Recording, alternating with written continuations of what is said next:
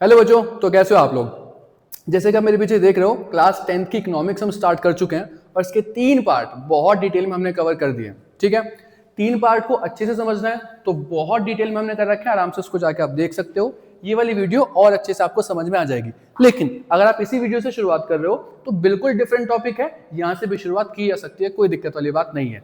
ये आपका last part होने वाला है इकोनॉमिक्स का, जो आपका पहला चैप्टर है डेवलपमेंट। ठीक, छोटी सी मैं तुम्हें आपको समरी दे दूं क्या क्या हमने कर लिया है। सारे डेवलपमेंट के कंसेप्ट उसमें कर लिए हैं, डेवलपमेंट कितने तरीके का होता है, साथ के साथ नेशनल डेवलपमेंट के जितने कंसेप्ट होते हैं वो भी हमने उसमें कवर कर लिए कि नेशनल डेवलपमेंट को कैसे कैसे मेजर किया जा सकता है, कौन कौन सी डायमेंशन उसमें हो सकती हैं।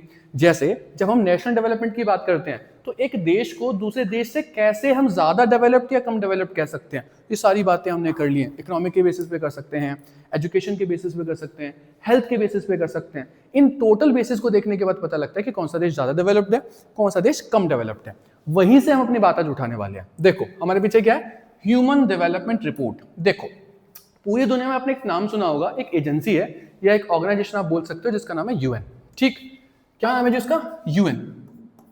और इसके कुछ सब्सिडरी एजेंसीज होती हैं। सब्सिडरी एजेंसीज का मतलब क्या होता है, भाई यूएन है, यूएन का काम क्या होता है, दुनिया भर के जो देश है उनको सजेस्ट करना कि भाई लड़ाई झगड़ा मत करो, ऐसा करके आप सोल्यूशन निकाल सकते हो।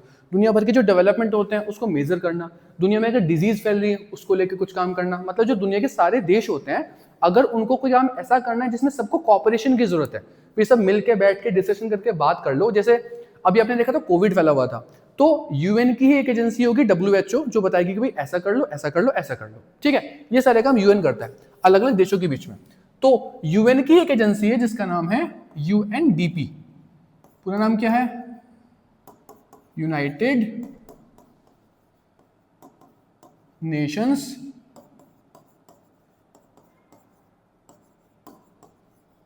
Development programme. ठीक है जी, तो ये क्या करती है, दुनिया भर के देशों को मेजर करके बताती है अपने ग्राउंड्स पे कि भाई आपका देश नंबर 1 पे चल रहा है डेवलपमेंट के मामले में, आपका देश नंबर 2 पे चलता है। एक डिटेल रिपोर्ट तैयार करती है, किसकी, डेवलपमेंट की। उस रिपोर्ट को ये बोलते हैं ह्यूमन डेवलपमेंट रिपोर्ट। यानी कि उस देश में ह्यूमन का, या फिर आप डेवलपमेंट मान के चलो, लेकिन उसको बोलते ह्यूमन डेवलपमेंट है।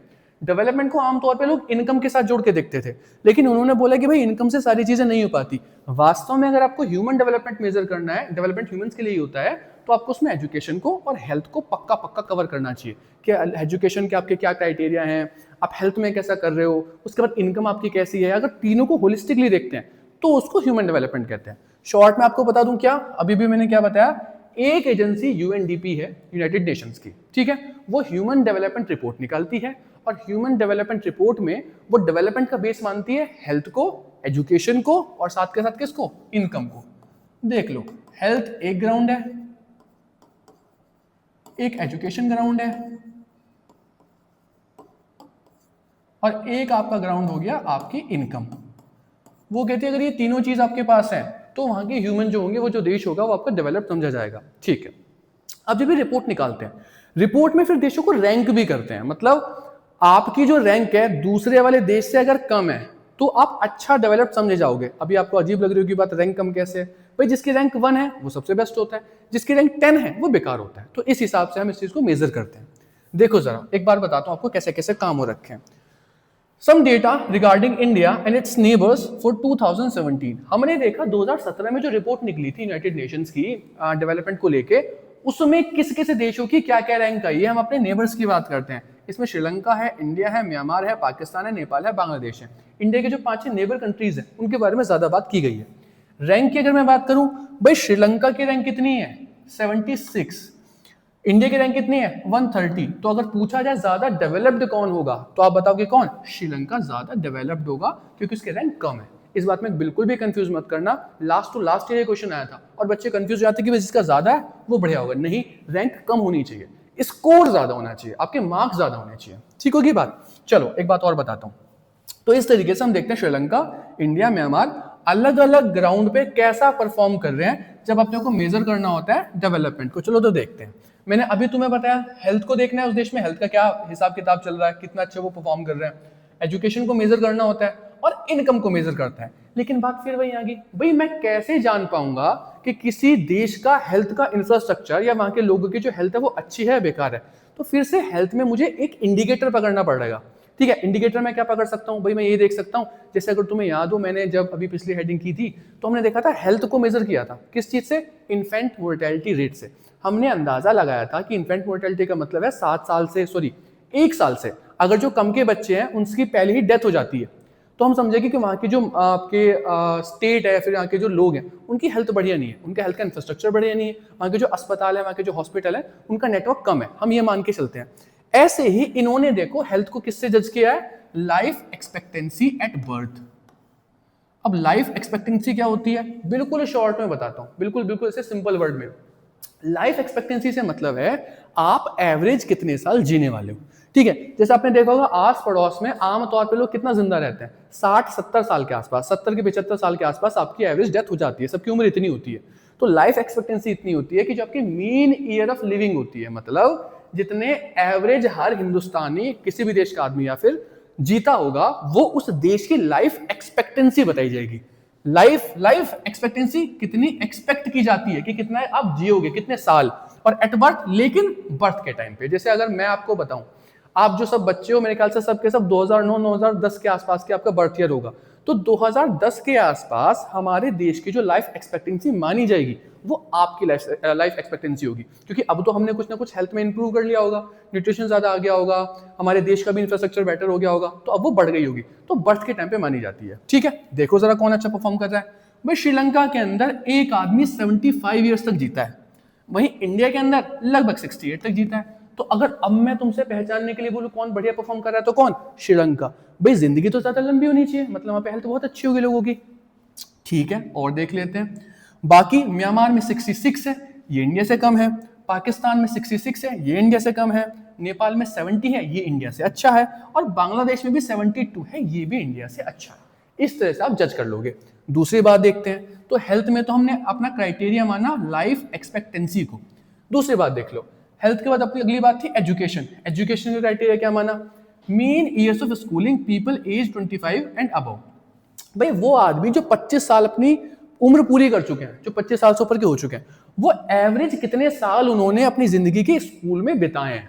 भाई मोटी सी बात आप ये देखो कि अगर आप 10th तक स्कूल करते हो, तो 10th तक के स्कूल करने के लिए भी 3 साल के आप होते हो जब एडमिशन लेते हो। उसके बाद 3 साल से लेके 16, 17, 18 साल के आप होते हो जब आप 12th को कवर कर लेते हो। तो मोटे मोटे 13 साल आपने स्कूल में बिताए। एक आपका 12 साल तो आपके 12th के हो गए, और 1-2 साल आपकी नर्सरी, प्री नर्सरी, जो भी आप मानो, वो आपकी यूकेजी एलकेजी वो हो जाती है। तो आमतौर पर ऐसा होता है। लेकिन क्या आपको लगता है कि देश का हर बच्चा, देश का हर आदमी इतने साल स्कूल जाता होगा? नहीं। तो जितना ज्यादा स्कूल जाता होगा उतनी बढ़िया बात होगी, जितना कम स्कूल जाता होगा उतनी बेकार बात होगी। तो एजुकेशन को कैसे जज करेंगे, मीन ईयर्स, मतलब एवरेज एक आदमी जो 25 साल से ज्यादा का है उसने देश में कितने साल एजुकेशन को दिए, कितने साल स्कूल को दिए। तो देखते हैं भाई श्रीलंका में एक आदमी एवरेज, अब तुम ये देखना 10 साल तो बहुत कम लग रहा है कि भैया हम तो 16-17 साल स्कूल में बिता के आ रहे हैं। नहीं, बहुत सारे ऐसे भी तो लोग होंगे जो 5वीं के बाद अपनी पढ़ाई को छोड़ देते होंगे, 5th क्लास के बाद। कुछ बच्चे ऐसे होते होंगे जो स्कूल जाते ही नहीं होंगे। तो सबका एवरेज निकाला है। तो उस एवरेज की जब मैं बात करूं तो देखो श्रीलंका के अंदर 10 साल 11 साल के आसपास बच्चे स्कूल जाते ही जाते हैं। इंडिया में 6 साल के आसपास बच्चे स्कूल जाते ही जाते हैं। म्यांमार में 4 साल के आसपास बच्चे स्कूल जाते जाते हैं। तो तुम यहां भी देखो एजुकेशन की बात में भी श्रीलंका हमसे आगे है और इंडिया थोड़ा सा पीछे है। ठीक है, बाकी के मुकाबले इंडिया अच्छा परफॉर्म कर रहा है, तो श्रीलंका यहां भी हमसे आगे निकल गया। तीसरी बात कर लेते हैं, अगर मैं इनकम की तुमसे बात करूं, इनकम देखो श्रीलंका के अंदर, श्रीलंका की जो इनकम है gross national income per capita. अब फिर से देखो, इसने नेशनल इनकम तो निकाली लेकिन नेशनल इनकम पे रुका नहीं, पर कैपिटा निकाली, यानी कि एक व्यक्ति के पास कितना पैसा आ रहा है, एक आदमी के पास, तभी तो हमारे पास असली पिक्चर आती निकल के। तो इसने जो पर कैपिटा इनकम निकाली है, श्रीलंका की पर कैपिटा इनकम 11,000 के आसपास है, और जो इंडिया की पर कैपिटा इनकम है वो 6,000 के आसपास है, बाकी सबकी 5-5, 2-2 है। तो श्रीलंका यहाँ भी हमसे आगे निकल गया। समझ में आ गई बात? यानी कि इसके बेसिस पे कह सकते हैं श्रीलंका हमसे अच्छा है, इसके बेसिस पे कह सकते हैं श्रीलंका हमसे अच्छा है, और इसके बेसिस पे भी कह सकते हैं श्रीलंका हमसे अच्छा है। इसलिए श्रीलंका की रैंक हमसे कम है, जो कि अच्छी बात है। ठीक होगी बात?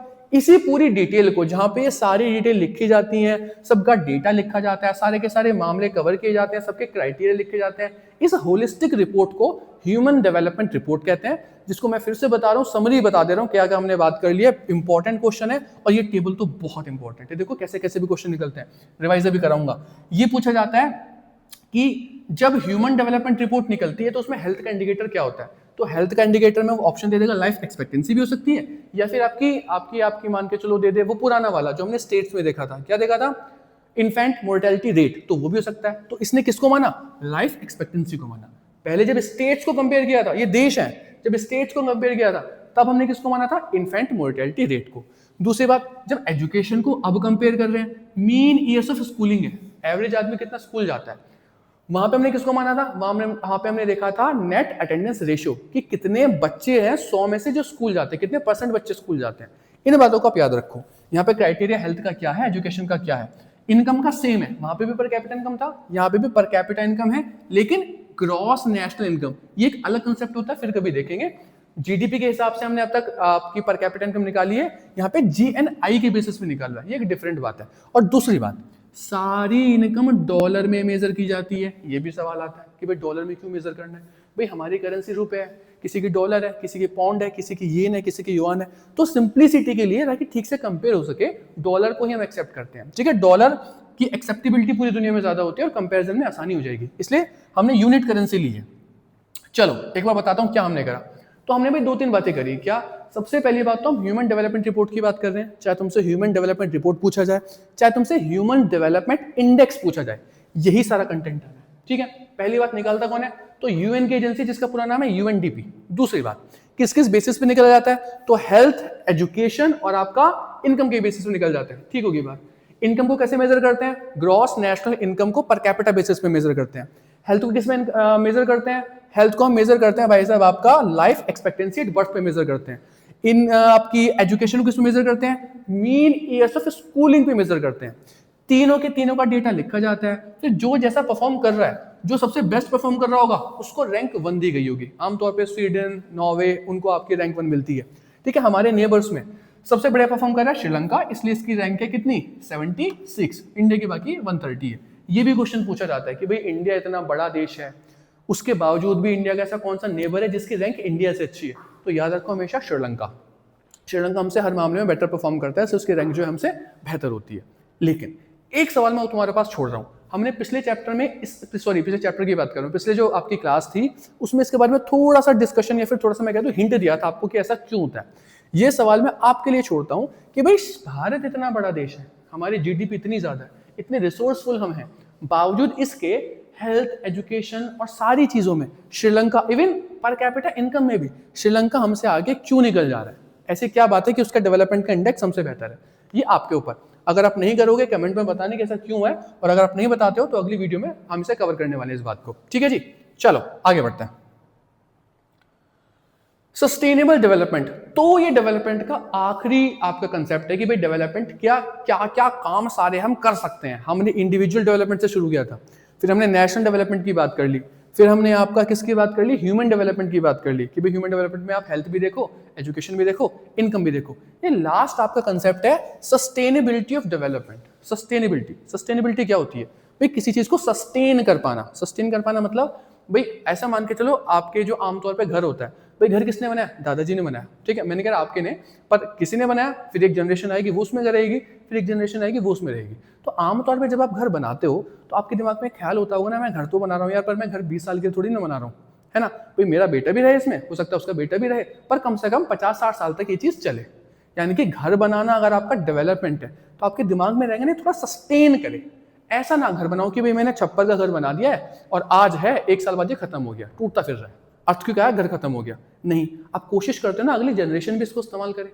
तो हमेशा डेवलपमेंट का एक मेन मुद्दा होता है कि डेवलपमेंट हो, ये बड़ी बात है, लेकिन डेवलपमेंट सस्टेनेबल हो ये उससे ज्यादा बड़ी बात होती है। वरना उस डेवलपमेंट का कोई मतलब नहीं बनता जो सस्टेन ना कर पा रहा हो, अगली जनरेशन को जो फायदा ना दे पा रहा हो। लेकिन देखो क्या कह रहे हैं, the present level of development is desirable to be maintained for future generation.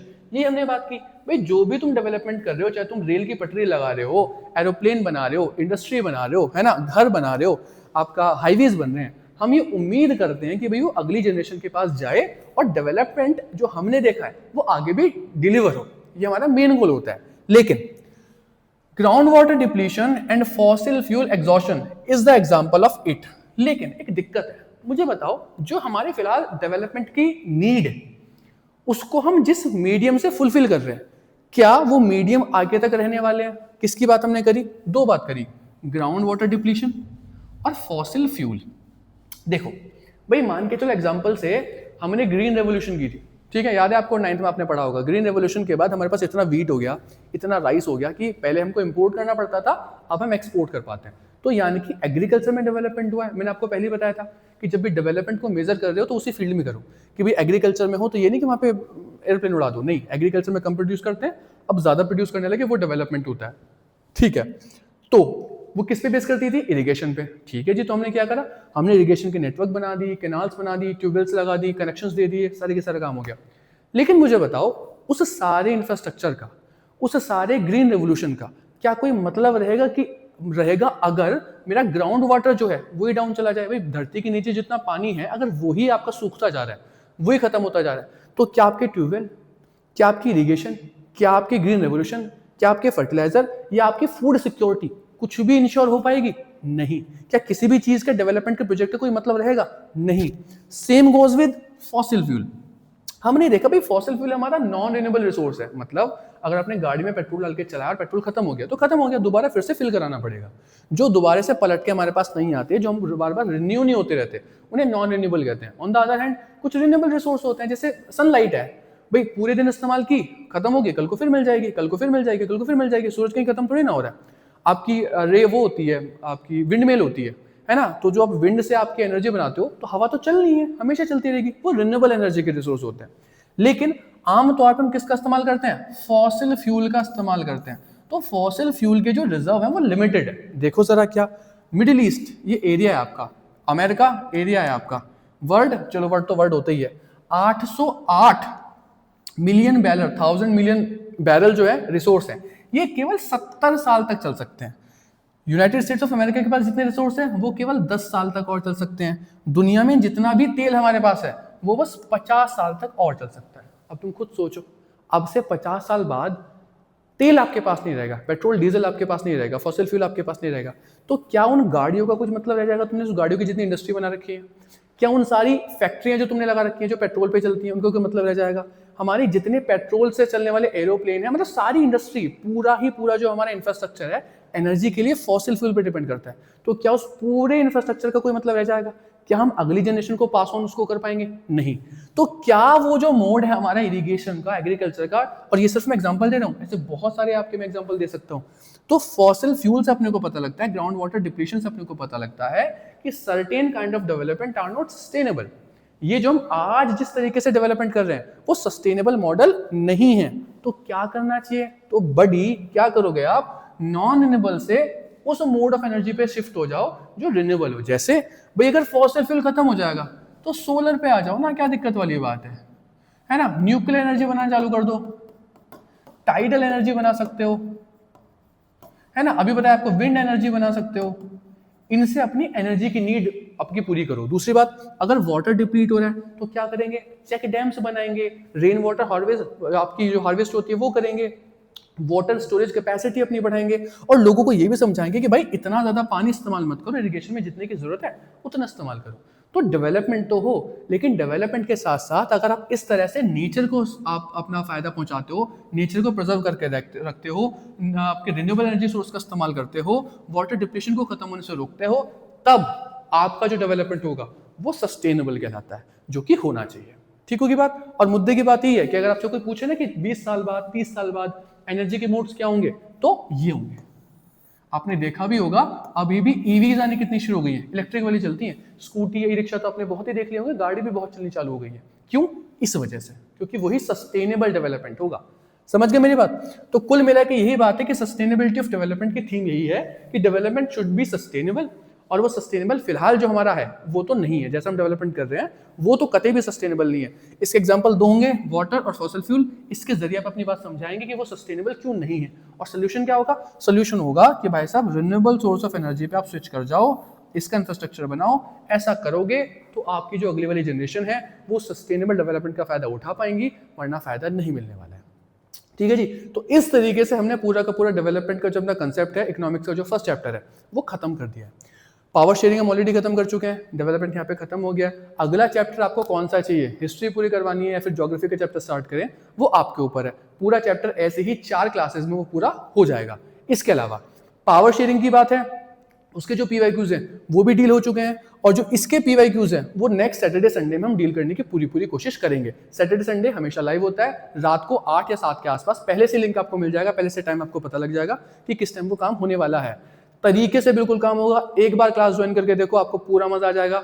दिखाऊंगा भाई पीवाईक्यू में ये आया था, पीपीटी में हमने यहाँ ये डील किया था, और हैंड रिटन नोट्स में ये वाली चीज यहाँ हो रही है, या कैसे इन सब चीजों को मेंशन करके मैं एक अच्छा आंसर लिख सकता हूँ, वो सारी बात हम करने वाले हैं। ठीक है, तो उस क्लास से जुड़ना आपके लिए बहुत जरूरी है। पर उससे पहले पूरा अगर चैप्टर का थीम आपने समझ लिया होगा, मुश्किल से मुश्किल 1-1.5 घंटे का काम है, 4 वीडियो है, 20-25 मिनट की वीडियो होती है, 1-1.25 घंटे में अच्छे से आप कवर कर सकते हो, तो वो बहुत अच्छे से क्लास समझ में आपके आएगी, जो कि लाइव क्वेश्चन के सेशन की होने वाली है। ठीक है जी, आज के लिए इतना ही, मिलते हैं आपसे नेक्स्ट वीडियो में। और हाँ, सजेशन जरूर दीजिएगा, और साथ के साथ आप अगर जितना शेयर करोगे उतना आपके और हमारे सबके लिए फायदे की बात है, ज्यादा से ज्यादा लोगों तक ये चीज पहुंचे।